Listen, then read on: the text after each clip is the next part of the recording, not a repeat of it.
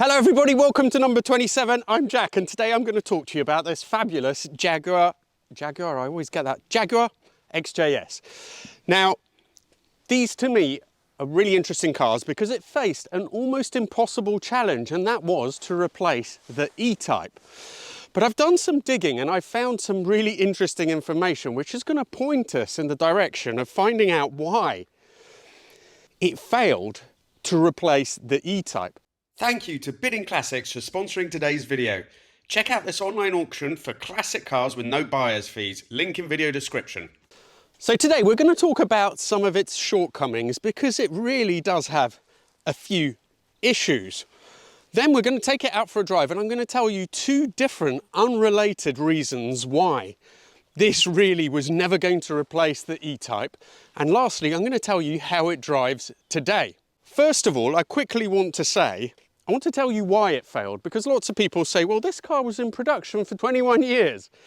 How can you say it failed? And yes, that's true. The E-Type was only in production for 13 years. But in those 13 years, the E-Type sold 70,000 units.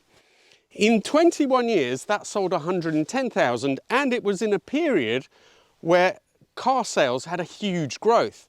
So objectively, in terms of sales at least, you can't say that this was a huge success. That doesn't mean it's a bad car, as we will find out. But why then? Why did it fail? So firstly, this was launched in 1975, just after the oil crisis. It was launched with a 5.3 litre V12. That in itself caused it some issues at a time when petrol was quite expensive and people were quite worried about having engines of this size. The other big thing is that in terms of looks, it was never really very well received. Now, it had a really tough act to follow because the E-Type is, I think, still now regarded as one of the, if not the most beautiful car in the world. So how do you follow that up? It wasn't as curvy as the E-Type. Those front lights were criticised for being a bit droopy, although I don't see that myself. But one of the most contentious things was these rear buttresses. Now, I have heard that the reason why they're there is that originally this was supposed to be a mid-engine car. But I found absolutely no proof of that whatsoever. This car was designed by the E-Type designer, Malcolm Sayer. William Lyons, who was then head of Jaguar, worked with him on this design, and those buttresses are supposed to be there for aerodynamic efficiency, so stability at speed and also to aid with the body rigidity. I've also found that when it was launched, this caused problems for the XJS in Germany, which initially didn't grant type approval because the Germans didn't think that people were going to be able to see enough out of the back. In fact, visibility is pretty good in these. One of the other criticisms that was levied at the XJS when it first came out is that it is not a small car, and yet the interior is absolutely tiny. Okay, so it's a 2+2. There isn't really much room in the back there. It's not too bad, but just at the front, you're so enclosed. The glass area is quite big, so visibility will be quite good, but you really are quite hemmed in. On the plus side, for me personally, I sat in it just earlier and immediately I got just a sense of the specialness and the well-being that these cars can give you.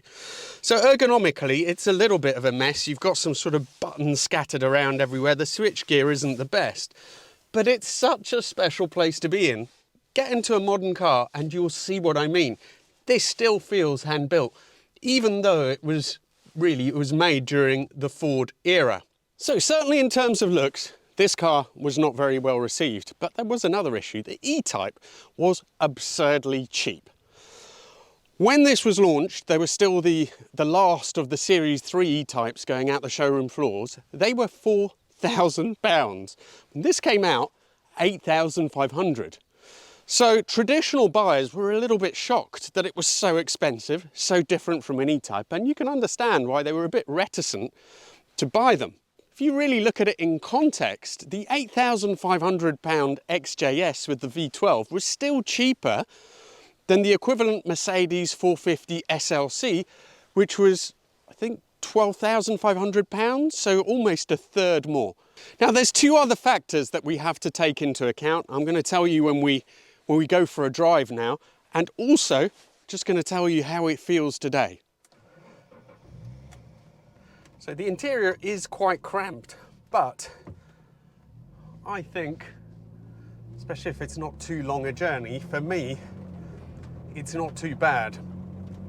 This is a facelifted car. It's a 1992 and it has the 4-litre straight six, the AJ6. So it doesn't have the ultimate sort of smoothness and creaminess that you would get with the V12, but it's almost as quick in 4-litre, guys, and it's much more economical and much simpler to fix if something were to go wrong. So we've already established that the looks were an issue, but when the first road testers got their hands on these, they were pretty amazed by what Jaguar had managed to achieve. First of all, it was just such a refined car, but it had a good chassis as well, so it had good road holding. So at the time they said, you know, it was also fast in V12, guys. So the performance of a Ferrari with the refinement and the ride of a Rolls-Royce was the way they summed it up. Car Magazine also did a test on one in 1976, I think it was, and that was against a Lamborghini Espada, another sort of big fast GT. This was sub £10,000 at the time. The Espada was up at 15,000.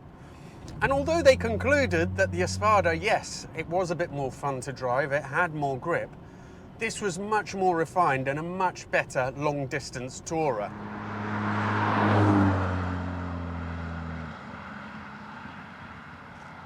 Let's get straight on to the two areas that I alluded to that were responsible for the tough time the XJS had in replacing the E-Type.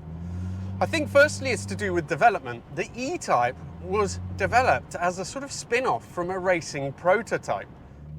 Yet Jag really never had any expectations for it to sell in any big numbers. It was almost an accident that it was as successful as it was.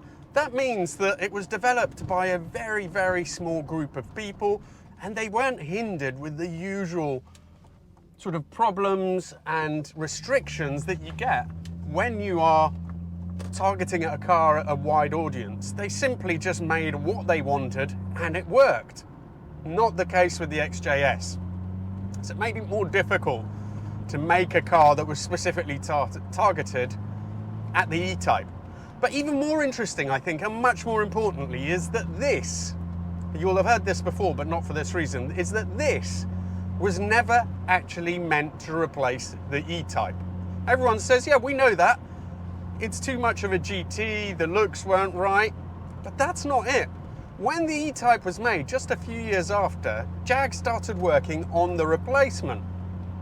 And they came up with two separate models. Codenamed X21 was essentially a reshelling of the Series 3 E-Type. And that was due to have a convertible, a coupe, and it was going to be their sort of lower level sporty car. Then they were going to have a more expensive 4-seater based on the running gear of the new XJ Saloon, and all those were supposed to run concurrently. When British Leyland took over Jaguar in 1968, they immediately had a thorough inventory of all the models, and they put the kibosh on the X21 prototype. There's a few reasons for that, and I totally understand them. First of all, it would have been based on some really antiquated running gear. Secondly, it would have shared nothing with the current production lines. It would have been expensive to produce, it would have had to be sold cheaply, so it didn't really make a lot of sense. But the upshot is, the X27 project carried on instead, and that was never really due to completely replace the E-Type. It was supposed to be a more upmarket, 4-seater, etc., etc. So in truth, this became X27, became the XJS. And in truth, this really never was supposed to replace the E-Type.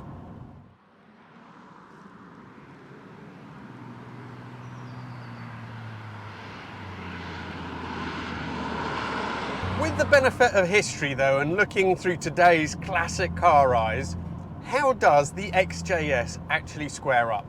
Considering it's a design that traces back to 1975 when it was first launched, and they managed to carry on selling it, I think, till 96, 95? Maybe a bit less than that, but anyhow, it has stood the test of time, and it does not drive like a really old antiquated car. The steering is quite light, but it's surprisingly, in this version at least, with these tyres, these wheels, there is a bit of feel there, and the steering is quite responsive as well. It's quite precise. I was expecting it to feel a little bit more mushy. Of course, there's that incredible Jag ride, a bit like a Citroën DS or an SM, but with less pitching and rolling, so it handles better than those. The V12 engine I haven't experienced in this, but I have experienced it in the saloon, and it is a real peach. In terms of performance, 7.5 seconds in V12 guys, which was pretty well fast enough, really. Of course, I also struggle a little bit with the interior. I've got comfortable on a short journey, but on a longer journey, I think I would suffer really from not being able to move around very much and alter my seating position. The interior is a little bit, it's got incredible charm, but it is a little bit slapdash with the way the switches are sort of located all over the dash, but it is charming. Let's do a little pull and see how this one goes. 4 litre, 225 horsepower, I think. Foot down to the floor. Not massively enthusiastic, but it really picks up around 3.5. Okay. So below 3, quite lethargic. Still got drivability, but above 3.5 is where it starts to go. Of course, it does move around a lot in the corners.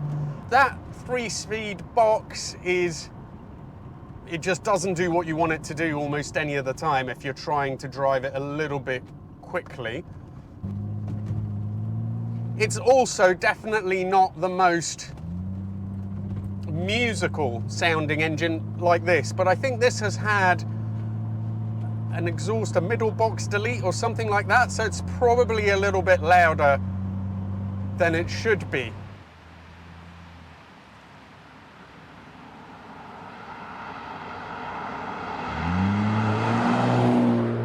Now, with the benefit of hindsight, we can look at that prototype X21, which really was supposed to replace the E-Type, and we can say, perhaps, would that have been a success? Would that have been a true replacement for the E-Type? And my own personal opinion is no. The reason for that, I don't think it would have changed things, really. The thing with the E-Type is that the incredible looks masked some very big shortcomings. As you'll see from these prototypes, X21 started having a bit of an Italian influence, like Fiat Dino Coupe perhaps. It certainly wasn't an ugly car, but it would have been based on that really old running gear, and it wouldn't have had the incredible distinctive looks of the E-Type. So even if they had made it, I don't think it would have worked.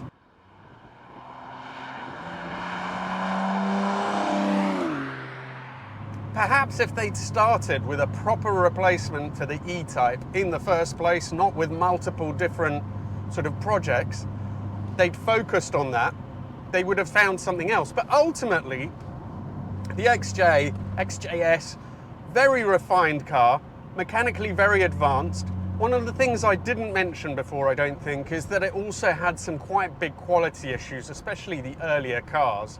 And that also made it quite difficult for it to be a sales success. Looking at them now, incredibly distinctive cars. I think they look great, and those flying buttresses as well, to me, they look fine. The rear lights on a facelift car like this perhaps look a little bit better. And I also really like the later facelift, the latest one. I don't know if you'd call that a Series 3. It was quite smoothed over with the sort of body-coloured bumpers. I think it really came into its own. Some of those versions looked great as well. Thank you all so much for watching. If you own a car that you would like me to review, I'm always on the lookout for really interesting, quirky cars, 80s, 90s, even early 2000s, French, German, Italian stuff. For now though, thanks again, and I really look forward to seeing you for the next video.